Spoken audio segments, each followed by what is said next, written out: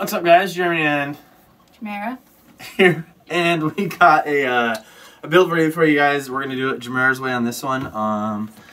We are to the point where we have got the rear and front axial housings, and we got the gears in there and everything, and we got the shocks done. Didn't really want to build the shocks on camera. I didn't want to because it's such a tedious process. It's very self-explanatory with these. I usually hate building shocks, but these were pretty. Yeah, we did good. Pretty simple to go do. So we're gonna build the MIP Drive shafts. Yeah, the center drive shaft kit, and it is part number 13360. These will fit all axial vehicles with a 12.3 inch wheelbase. So it's not going to fit like the Dingo, and I'm not sure what other ones it won't fit, but it will fit the Rubicon and it will fit the G6. So. And these say $75, and you got them for 62. We got them for 61 on Tower Hobbies. No, was it Tower Hobbies or Amy? I don't know. I wasn't there. Shit, I don't remember. It was Amy and Hobbies. Okay. No, Tower Hobbies. Okay. Yeah, it was Tower Hobbies. So why did you get them? $61 on Tower Hobbies. Why did you get $14 off? Because I didn't buy them straight from MIP. Okay, so yeah. There you go, guys. If you guys want these, go to what, Tower Hobbies? Tower Hobbies, $61 a piece. Yeah. And best thing about MIP, made in the USA. MIP, MIP. Alright guys, so two of us were not able to be in frame to actually show you a close-up of the build. And as you guys mentioned, one person mentioned on the last video that Jamera should do a build video by herself. So she's going to show you guys how to build the MIPs. We got one done, but she's going to show you how to do it. Okay guys, bear with me because I don't know the names of any of these things. So if you hear me just calling them random stuff, don't run with that, because no one's going to know what you're talking about. Alright, so let me get my tools over here.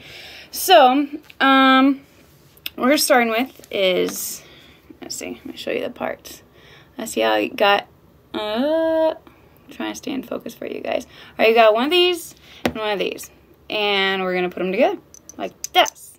Okay, so in doing that, we're going to take whatever this is called. So you can see that hole. That's, I'll read off what they're called. Okay. See how you see this hole going through it, and see how it's going to fit into this part. It's going to fit into here. So, but this hole is important that you see coming through here. So in some people's videos, they're going to add, it comes with grease and thread lock. They're going to add grease to this, which when you put it in helps hold it. But grease collects dirt. And we're taking these cars out to Axial Fest. And so we're trying to stay away from any dirt, any extra dirt may be collecting anywhere. So we opted out of adding any. So, alright, I'm going to take this and make sure that that hole that I showed you is going to go line up with, see, it kind of looks like these lines, not the whole part. We want the holes to go through the lines. So I'm going to put that right in there. And I have to hold it because it's going to want to move around a whole lot. Alright, then you're going to take your other part. And there's holes. Let me see. Okay, you see how that hole's coming through? We're going to line that hole up with this other hole. Put it on in there. And then you've got whatever the heck these are called.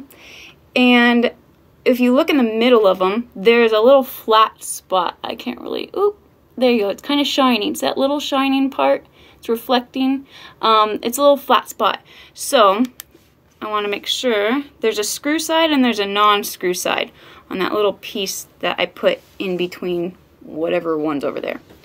And I wanted to make sure. A threaded side and a non-threaded side. What did I say? You said screw side.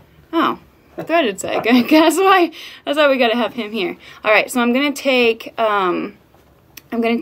that flat side, and I know that the screw, the grub screw, the threaded side that I'm going to stick the grub screw in is facing me. So I want to stick the flat side turning towards me, and I'm going to put it on in and try to get it to go through. Because that's what holds the pin in. Because that's what holds the pin in. Yeah, the grub screw, if you didn't have the grub screw, nothing's going to stay. Alright, so I push it all the way through. No, the flat side is what I was saying, is what makes sure the grub screw holds. Oh. What? The flat side goes towards the grub screw, because if the flat side's not towards the grub screw, then it's the grub not screw gonna. Yeah, the grub screw's not hold. gonna fit all the way in. It's not gonna hold it. And it won't hold. Yeah. All right. So see how I could pull it right now, but it wouldn't be reliable out driving and stuff like that. It's gonna, you know, with vibration and everything, this is gonna fall through. Ain't nothing gonna hold. So I gotta take the threaded side, like I've learned, and I'm gonna take my grub screw, and this size fits. Oh, grub screws. What size is it? It's well, gotta take it out to see. It's 5/64. You got? Where'd you see it? Oh, that right there. Okay, good. Mm-hmm. Good job. Look at that, guys. All right, so I got my grease and I got my thread lock, so I'm gonna add a little bit of thread lock to it. Now, when it comes to thread lock, when we were doing the axles, it was the first time I've ever used thread lock, and apparently, hold on, Jeremy's gonna try to get in the frame here. No, I'm not. I'm fine. Apparently, I used too much. So I then had to take apart my C-hubs and my steering knuckles and wipe off extra thread lock. He wants to say hi. And but with these, I like it where I can dip my part in it rather than it come in a bottle and then I'm, you know, squirting it on it. It just doesn't. I feel like I get too much when I do it the other way. So this works really good for me. All right, guys. So I got the threaded side of that first piece that I showed you, and I'm going to stick the little grub screw into that. You're off camera. I'm sorry. Sorry. Oh, the piece went into the, I'm in the grease. My piece is in the grease. Oh, shit. The bottom part of the grease. The bottom part of it. What? Oh, okay. I just dunked the bottom part of it. All right. So what I like about these is when it came to like screwing into plastic, you know, Jeremy's over there, come apart. There we go. When I screw things into plastic, it's just like I have the hammer of Thor and I can't I can't stop. For him, he wants to be able to screw until it stops, like till he physically can't screw anymore. Oh, till he can't screw it in anymore. And that doesn't happen. And so he strips things easily by doing that. But with this, it's nice when you're screwing metal into metal that there comes a point where you can't do it anymore. So it's kind of good. It works good for you that way. All right, so guys, I'm just wiping off the extra thread lock that's come out. Just because I don't want that. I don't want it to kind of move like that, and then, you know, it dries and stuff, and then I'm stuck with a problem. I had a little bit of thread lock from the other parts that I had done. I can see the point on of this, may end up putting grease into these eventually. I can see that maybe because it moves around a lot. But like I said, and Jamera said, grease collects dirt, and I'm not a fan of grease. Okay. In your transmission and everything like that is cool, but exposed parts, not a fan of grease at all. And then does that. Yay!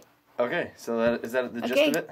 This is the gist of it. So works both ways for both sides. Yeah, so then I would have to do this one, and it's the exact same thing. Even though this one doesn't have, you know, the extra part on it, they actually fit together like this. Your male spline and your female spline, so they go like that. I mean, you're doing the exact same thing to one side as you are to the other. So don't let that kind of throw you off. I mean, for the majority of you guys out there, that doesn't throw you off, but I'm new to this. So I might think, like, what in the world? You know what? Okay, so let's back out of the video and show them. Okay. Show them what you built. Show them what I built. Or talk about it. This is what I built. Whatever. There you go. All right. Okay, so all right, guys. So while he finishes up he's got one left. This is the frustrating. Like low parts. Yeah, he doesn't like low parts. But this actually, building relaxes me where it has the... Pisses me off. Opposite reaction If it's small parts, pisses me off. I love building my Baja. Yeah, he likes the big parts.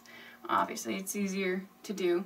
But it just takes finesse and it takes a lot of patience where anyone that spent 2 seconds around Jeremy realizes that he has 0 patience. So this is the hard part, but he says that it makes it easier when you are building with somebody. And that's true. Yeah. I mean, there's been several parts that it would have been hard for me to do it on my own. Either it was a part that I couldn't, you know, what was the part? The part's on the shocks. I was having a hard part on the shocks. Like, you're having to screw in this one part, and we literally had to attach paper towel to some extra random tool that we had to go get from the toolbox, and then, you know, twist, and like my thumbs were sore afterwards, and so I did as much as I could, and then he had to finish it for me. So it's been really nice having him to build with me. So it's been a little difficult with this one because we can't have any music, but it's all right. He's doing well. Just slow and steady wins the race. My blood's boiling right now. He's actually like staying very, very calm, but it's just like a volcano inside, just waiting to erupt. But he's trying to be nice for you guys while he's on camera. Whew, little part's done. All right, cool. All right, guys. He's done and done. Whew. What part do we have next? They're not hard to build. It's just I hate little parts. I hate finessing with little tiny parts that go on specific features, all that stuff. And anyway, guys, what you're gonna end up with, I'm gonna come show you. Is, son of a bitch. Like I said, there's too much thread lock. I'm probably gonna end up putting grease in there. Okay, guys. So as you can see, we got them both finished. I'm trying to do it without dropping these, but one of them is longer. I'm not sure if you guys can see that, but this one is actually longer. One of the drive hubs is longer. And that 3 of them are the same size, so why is one? 3 of the drive hubs are the same size, and one of them is longer. That's because the longer one goes in the rear part of the vehicle instead of the front. So the rear must extend longer. So there you go, guys. That's the finished and completed MIP center drive shafts for the Axial SCX10 vehicles, as long as they are a 12.3 wheelbase. And you'll notice that the G6 is I think a 12-inch wheelbase, and yes, it's a 12-inch wheelbase. The G6 is a 12-inch wheelbase. Hers is a 12.3, but on MIP's site they will list the actual part numbers of the car. So, and I looked that up just to make sure that these will fit my car as well, and they will. So that's just one thing to note when you're looking around at these parts. So. And once again, the number was AX, what was it? No, the real package, the big package, the head of the package. Over here. Okay, give me one of those. Here. Okay, so the part is actually, I mentioned at the beginning, but I mentioned it now, it's 13360. It's the MIP Spline CVD Center Drive Kit. So that's what it's called. And, of course, like I said, made in the USA. Good job. Okay, guys, so, and when you're done building these, if you're building them along with your kit, there is 4 screws you're going to make sure you need to hang on to, and they're the set screws. These are the ones that will screw on to your axles.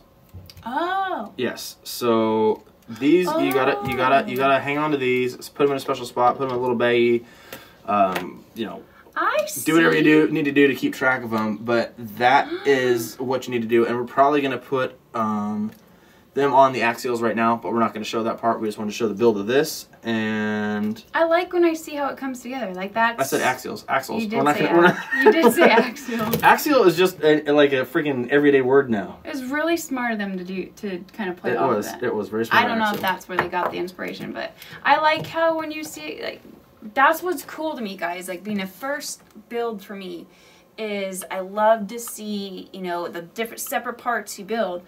Then when they start to come together. Right. I mean, I don't know if that's Captain Obvious, but that's what I like. I know we're getting to that point. We're kind of taking a lot longer at this build than most of you guys can. I mean, you guys probably do the whole, like, I don't want to eat dinner, I'm just going to keep building, you know, and then your car's done in one day or a couple hours for some of you guys. But we're kind of taking a little bit longer at this, and so when I finally start to build parts that then they go with the other parts, I like that. But these things are a must, guys. The stock ones are, they're absolute junk. I mean, they really are. I'm not trying to knock Axial, but they're crap. They're crap. There's other ways you can strengthen them. I've heard of ways you put like a steel like a steel rod through the plastic ones, but I don't see how that's going to help it not stripping, you know, with the splines. I don't see how that's going to stop the splines from stripping inside of the center drive shafts. I don't understand that, and I recommend these. I'd say probably the most important upgrade to your kit. I really do. Really? I really think they are. You say this over the C hubs and the steering knuckles? Yep. Really? Well, I mean, unless people are going to put normal powered like servos in theirs and stuff, because I mean, yeah, the C-hubs are very important, and the aluminum links that we have are very important. Do we have aluminum links for these things? Yes, we do.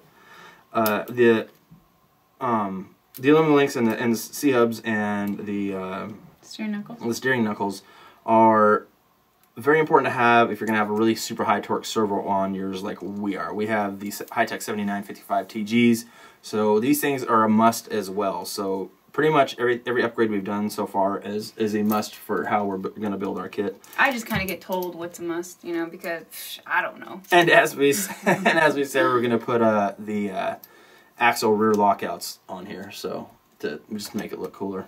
Oh, okay. Is it to make it look cooler? It's not. They help improve with the steering and everything else like that. So.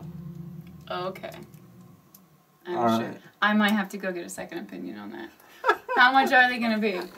$33 a piece. See, this is the difference between us. This video is going on very long. That's all right. Build videos are very long. You know.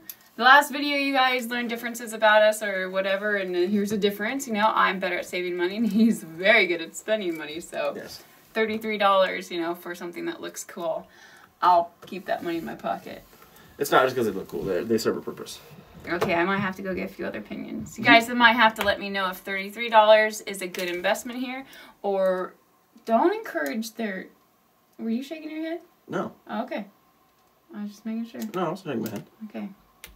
I'm going to keep my eye on I'm not shaking my head. All right, so I'm editing this later. I'll know if you shook your head. I did not shake my head. Okay. All right, so I'll just... you guys let me know if it's a good investment or if it's not. Okay. Don't influence them. I'm not. I'm sitting here. Okay. I'm not doing anything. Honesty, guys. You gotta be honest with me. Okay. All right, guys. What else were we gonna say? That's it. That's good to go. That's it. We're good to go. We're good to go. The next build will probably be. I'm not sure. We're not putting every single solitary thing we build on camera with these cars. That's for sure.